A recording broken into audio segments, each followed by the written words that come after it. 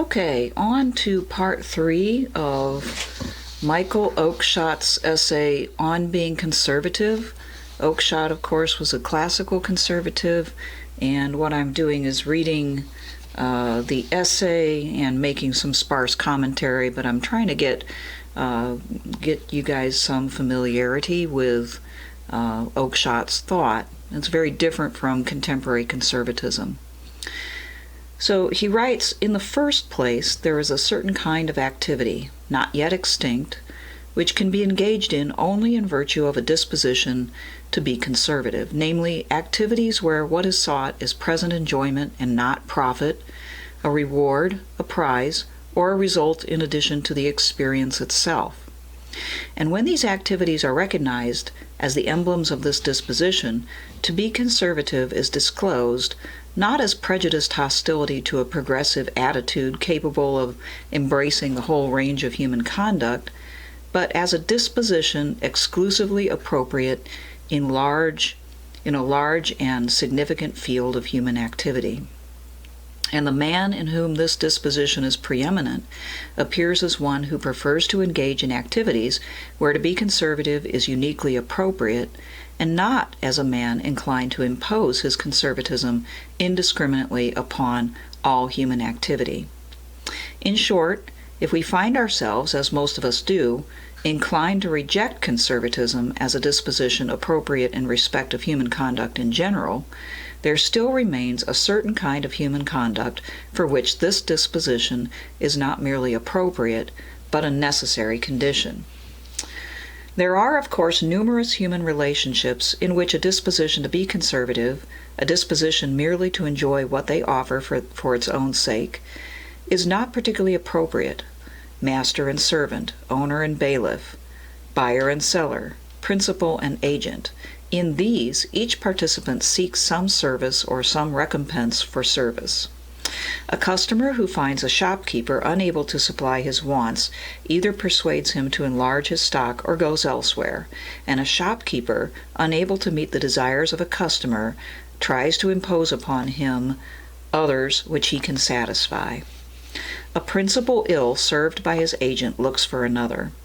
A servant ill, recompensed for his service, asks for a raise, and one dissatisfied with his conditions of work seeks a change. In short, these are relationships in which some result is sought. In each party is concerned with the ability of the other to provide it. If what is sought is lacking, it is to be expected that the relationship will lapse or be terminated. To be conservative in such relationships, to enjoy what is present and available regardless of its failure to satisfy any want merely because it has struck our fancy and become familiar, is conduct which discloses jusqu'au-boutiste conservatism, which is translated here as die-hard, or in more common vernacular, hardcore conservatism. An irrational inclination to refuse all relationships which call for the exercise of any other disposition, though even these relationships seem to lack something appropriate to them when they are confined to a nexus of supply and demand and allow no room for the intrusion of the loyalties and attachments. So basically he's saying here that there are certain activities which are or can be enjoyed with the conservative disposition, and there are certain activities for which the conservative disposition isn't very useful. And the activity that he mentions here in which conservative disposition is not particularly useful has to do with buying and selling, with the market, with economic relationships in which there's a very utilitarian goal. Okay, he goes on. But there are relationships of another kind in which no result is sought, and which are engaged in for their own sake and enjoyed for what they are and not for what they provide. This is so of friendship.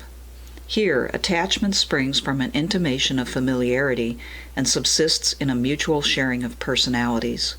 To go on changing one's butcher until one gets the meat one likes, to go on educating one's agent until he does what is required of him, is conduct not inappropriate to the relationship concerned. But to discard friends because they do not behave as we expected and refuse to be educated to our requirements is the conduct of a man who has altogether mistaken the character of friendship. Friends are not concerned with what might be made of one another, but only with the enjoyment of one another. And the condition of this enjoyment is a ready acceptance of what is, and the absence of any desire to change or improve. A friend is not somebody one trusts to behave in a certain manner, who supplies certain wants, who has certain useful abilities, who possesses certain merely agreeable qualities, or who holds certain acceptable opinions. He is someone who engages the imagination, who excites contemplation, who provokes interest, sympathy, delight, and loyalty simply on account of the relationship entered into. One friend cannot replace another. There is all the difference in the world between the death of a friend and the retirement of one's tailor from business. The relationship of friend to friend is dramatic, not utilitarian. The tie is one of familiarity, not usefulness. The disposition engaged is conservative, not progressive. And what is true of friendship is not less true of other experiences, of patriotism, for example, and of conversation, each of which demands a conservative disposition as a condition of its enjoyment. So now we have friendship juxtaposed with market relationships. And Oakeshott saying that market relationships are not an arena in which the conservative disposition is useful or prevails, but in friendship it should. And this is because friends are with each other for the enjoyment of who they are, not for what they can make of them. Okay, he moves on. But further, there are activities not involving human relationships that may be engaged in, not for a prize, but for the enjoyment they generate, and for which the only appropriate disposition is the disposition to be conservative. Consider fishing. If your project is merely to catch fish, it would be foolish to be unduly conservative. You will seek out the best tackle. You will discard practices which prove unsuccessful. You will not be bound by unprofitable attachments to particular localities. Pieties will be fleeting, loyalties evanescent.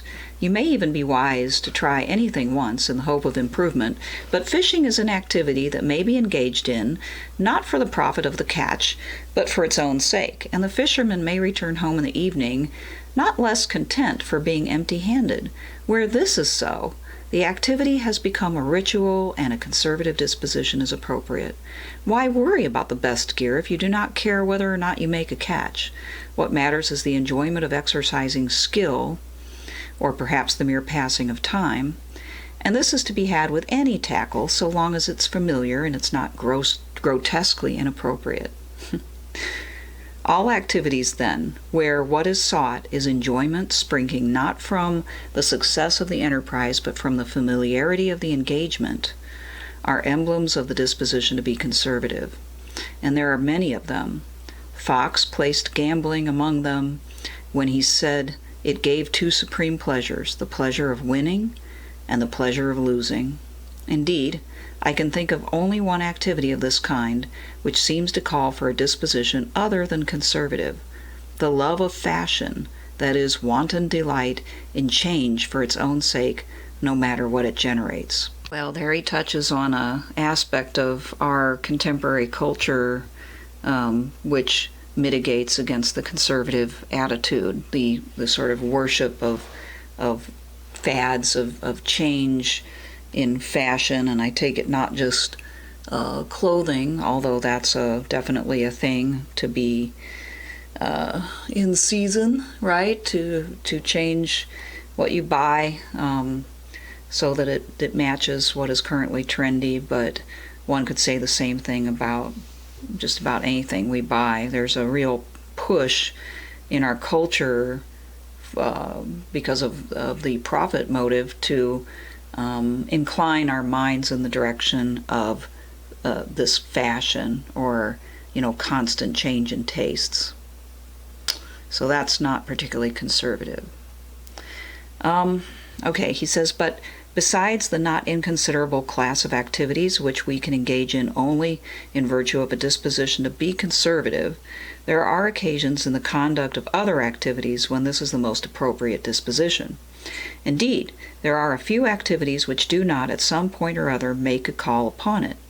Whenever stability is more profitable than improvement, whenever certainty is more valuable than speculation, whenever familiarity is more desirable than perfection, whenever agreed error is superior to controversial truth, whenever the disease is more sufferable than the cure, whenever the satisfaction of expectation is more important than the justice of the expectations themselves, whenever a rule of some sort is better than the risk of having no rule at all, a disposition to be conservative is more appropriate than any other. And on any reading of human conduct, these cover a not negligible range of circumstances. Those who see the man of conservative disposition, even in what is vulgarly called a progressive society, as a lonely swimmer battling against the overwhelming current of circumstances, must be thought to have adjusted their binoculars to exclude a large field of human occasion. Well, I'm going to put that paragraph up and so you can pause it and take a good look at that list of different circumstances in which the conservative disposition can prevail. This is where Oakeshott gives the most of his information, is in these long sentences where he describes the type of occasions and that the temperament applies. That's where you can see a lot of his wisdom in more of a nutshell. And it sounds a little contrary at first, but for instance, when he says, whenever the disease is more sufferable than the cure, well, we all know about that, right? In the day and age when we're all supposedly living a lot longer, but many human beings end up, with cancer, then they have to go with chemo, and there's that point where maybe early on, maybe late, where even the remaining life that you have, the quality of life is more important than the quantity, and people stop, and then other people wonder why, or even kind of berate them for it. But this would be a sign of somebody who wants to enjoy what life he has, rather than sort of live in the possible future, which isn't very probable. So there's a feeling here of the conservative disposition is one in which acceptance of the way things are, sort of peace with the way things are. Now, can you make change with the conservative disposition? No. And so if a person was conservative in Oakeshott's sense across all of human life, there'd be no change at all, and sometimes change is absolutely necessary. But he's not saying, you can see in what we've read so far, he's not saying that the conservative disposition is equally valuable in all spheres of life. But it is in some, and he would argue that it needs to be reconsidered. Okay, he moves on. In most activities not engaged in for their own sake, a distinction appears at a certain level of observation between the project undertaken and the means employed, between the enterprise and the tools used for its achievement. This is not, of course, an abstract distinction. Projects are often provoked and governed by the tools available, and on rarer occasions the tools are designed to fit a particular project. And what on one occasion is a project, on another is a tool. Moreover, there is at least one significant exception, the activity of being a poet. It is, however, a relative distinction of some usefulness because it calls our attention to an appropriate difference of attitude towards the two components of the situation. Basically here he's saying we need to distinguish between the enterprise and the tools that are used to obtain it, which may differ, and he will explain more in the next paragraph. He says, in general, it may be said that our disposition in respect of tools is appropriately more conservative than our attitude towards projects, or in other words, Tools are less subject to innovation than projects, because except on rare occasions, tools are not designed to fit a particular project and then are thrown aside. They are designed to fit a whole class of projects. And this is intelligible because most tools call for skill in use, and skill is inseparable from practice and familiarity. A skilled man, whether he is a sailor, a cook, or an accountant, is a man familiar with a certain stock of tools. Indeed, a carpenter is usually more skillful in handling his own tools than in handling other examples of the kind of tools commonly used by carpenters. And the solicitor can use his own annotated copy on Pollock and Partnership, or Jarnon on wills, more readily than any other. Familiarity is the essence of tool using, and insofar as a man is a tool using animal, he is disposed to be conservative. Well, remember, this was written in the mid-20th century, and as we move further into the era of automation and 3D printing and things like this, this may not be so much the case as it was when Oakeshott was writing. He's making allusions to craftsmen here and to special skilled workers and who have a set of tools that they become intimately familiar with, and using body memory with their particular set of tools. And you all know what I mean. Probably some of you anyway know what I mean. The tool becomes an extension of your body, not just a familiarity with a class of tools, but with yours in particular. That's an experience that I think fewer and fewer people are going to have. Anyway, he says, many of the tools in common use have remained unchanged for generations. The design of others has undergone considerable modification, and our stock of tools is always being enlarged by new inventions and improved by new designs. Kitchens, factories, workshops, building sites, and offices disclose a characteristic mixture of long-tried and newly invented equipment. But, be that how it may, when business of any kind is afoot, when a particular project is engaged in, whether it is baking a pie or shoeing a horse, floating a loan or a company, selling fish or insurance to a customer, building a ship or a suit of clothes, sowing wheat or lifting potatoes, laying down port or putting up a barrage, we recognize it to be an occasion when it is particularly appropriate to be conservative about tools we employ. If it is a large project, we put it in charge of a man who has the requisite knowledge, and we expect him to engage subordinates who know their own business and are skilled in the use of certain stocks of tools.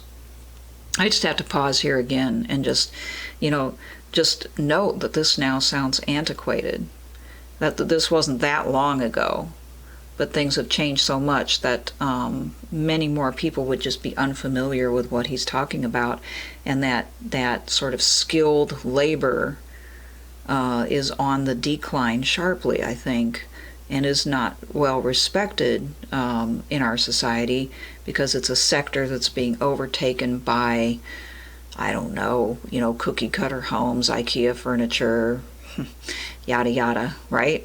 And so for that reason, there's a couple more paragraphs here. One's on carpentry and plumbing and things like that. I'm going to skip over that because I think that it's more of the same, and I think that it's an anachronism, and I think that's worth contemplating on. But I'll read one more paragraph here after he finishes that. He says, now what is true about tools in general as distinct from projects is even more obviously true about a certain kind of tool in common use, namely general rules of conduct.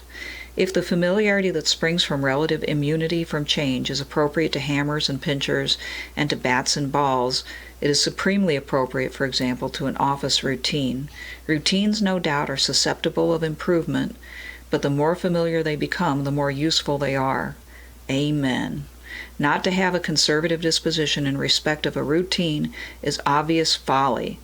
Okay, I've mentioned this before, but think about how often people who are trying to make things frickin' efficient, upset the apple cart time and time and time again, churning procedures constantly in the aim of ultimate efficiency, and just screw everything up and make things incredibly inefficient. This is what he's describing here. He says, Of course, exceptional occasions occur which may call for a dispensation, but an inclination to be conservative rather than reformist about a routine is unquestionably appropriate. Consider the conduct of a public meeting, the rules of debate in the House of Commons, or the procedure of a law court. The chief virtue of these arrangements is that they are fixed and familiar. They establish and satisfy certain expectations.